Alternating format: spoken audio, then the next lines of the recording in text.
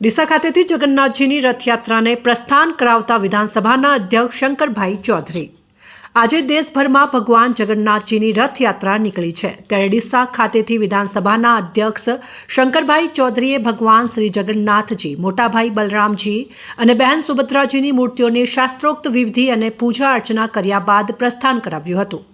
ડીસાના ધારાસભ્ય પ્રવીણભાઈ માળી સહિતના વિવિધ આગેવાનો, ધાર્મિક સંગઠનો મળીને ભક્તોએ ધામધૂમથી રથયાત્રાને પ્રસ્થાન કરાવ્યું હતું। શહેરમાં જય જય જગન્નાથ, હાથી ઘોડા પાલકી, જય કનૈયા લાલ કીનો નાદ ગુંજી ઉઠ્યો હતો। અધ્યક્ષ શંકરભાઈ ચૌધરી સાથે રથયાત્રામાં બહોળી સંખ્યામાં નગરજનો જોડાયા હતા, જેમાં ભગવાનના પૂજન અર્ચન કરાયા હતા અને અધ્યક્ષે ડીસાના લોકોનું અભિવાદન ઝીલ્યું હતું। ભગવાન જગન્નાથજીની રથયાત્રા એ શ્રદ્ધા અને ભક્તિનો અનેરો સંગમ છે। તેમણે સૌ ભક્તોને રથયાત્રાની શુભકામનાઓ પાઠવી હતી અને રાજ્યમાં સુખ, શાંતિ અને સમૃદ્ધિની પ્રાર્થના કરી હતી। ચુસ્ત પોલીસ બંદોબસ્ત સાથે રથયાત્રા ડીસાના મુખ્ય માર્ગો પર ફરી હતી, જેમાં મોટી સંખ્યામાં ભાવિક ભક્તો ઉમટી પડ્યા હતા।